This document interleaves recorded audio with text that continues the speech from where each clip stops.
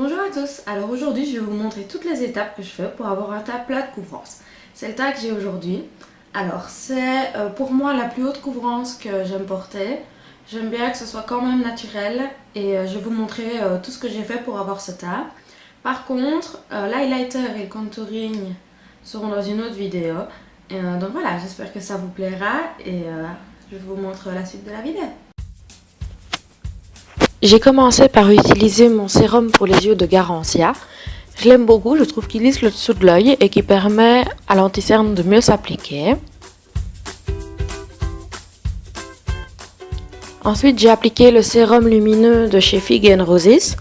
Je trouve aussi qu'il permet que le produit par au-dessus s'applique mieux et je trouve qu'il est très lumineux, ce que j'aime beaucoup.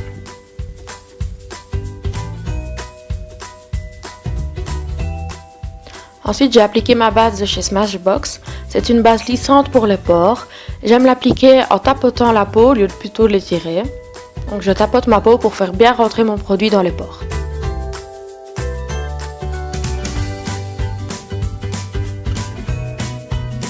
Ensuite, je prends ma base de chez Benefit, c'est la Stay Flawless. C'est une sorte de pot de colle pour le visage. Ça sert à ce que le fond de teint accroche bien et je l'applique aux endroits où mon fond de teint part le plus facilement. Donc sur le bas de mes joues où je chipote souvent avec mes mains et j'en mets un petit peu sur mon front. Ensuite, je l'étale à la main pour qu'il soit bien partout. Puis je vais utiliser le Match Perfection de série Rimmel avec une éponge de chez Ebola. Je commence par l'appliquer un peu partout. Comme vous le voyez sur l'écran, j'en mets un peu plus que d'habitude. Et en fait, ce fond de teint n'est pas très couvrant, mais je l'utilise comme une base avant d'utiliser tous les correcteurs et anti-cernes que je vais appliquer. Donc je l'étale bien avec mon éponge partout.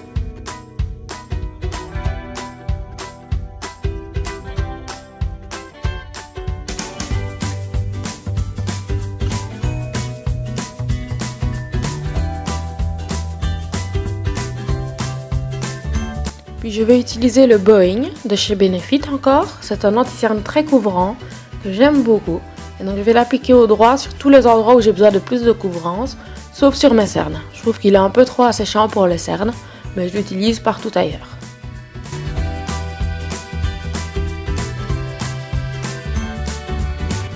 Pour mes yeux, je préfère utiliser ce Color Tattoo de chez Maybelline, qui est vraiment très couvrant et j'aime beaucoup le sous-ton un peu jaune qu'il a. Ça permet de bien enlever toutes les petites rougeurs que j'ai sur la paupière. Je vais prendre maintenant mon pinceau de chez Real Technique et tout estomper sur mon visage. Je vais essayer de tout fondre pour que ça ne fasse plus qu'un.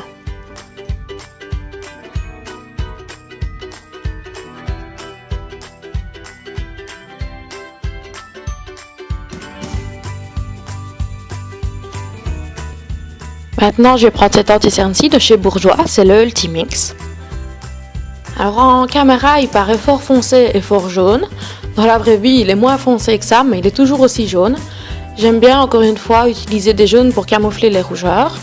J'en mets principalement en dessous de mes yeux et j'en mets aussi un peu sur le reste du visage pour unifier la matière.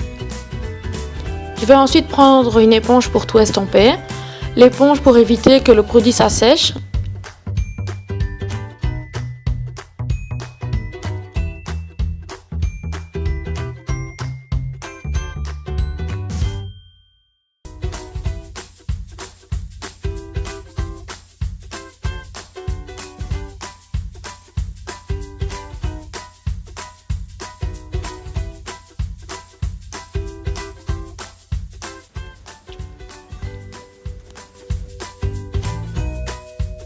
Je vais utiliser la poudre NYX, la poudre libre HD. Je vais prendre mon éponge humide et la tremper dans la poudre et je vais faire du baking. Donc pour faire du baking, on applique de la poudre blanche qu'on laisse poser et puis qu'on estompe. Je commence par mes yeux, comme ça ce sera l'endroit où la poudre aura le plus posé. Et donc je commence à en appliquer partout avec mon éponge. J'essaye vraiment de faire une couche plus ou moins uniforme, sauf en dessous de mes yeux où je veux vraiment insister pour que ça tienne bien. Sur le front, je mets très peu de matière parce que c'est un endroit où j'ai rarement des problèmes avec la tenue du fond de teint. Et pour finir, je prends ce pinceau aussi de chez Body & Soul et je vais enlever tous les shaders de poudre.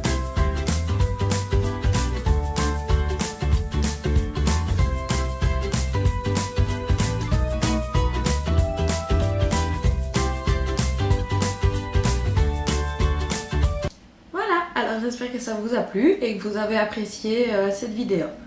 Bisous bisous.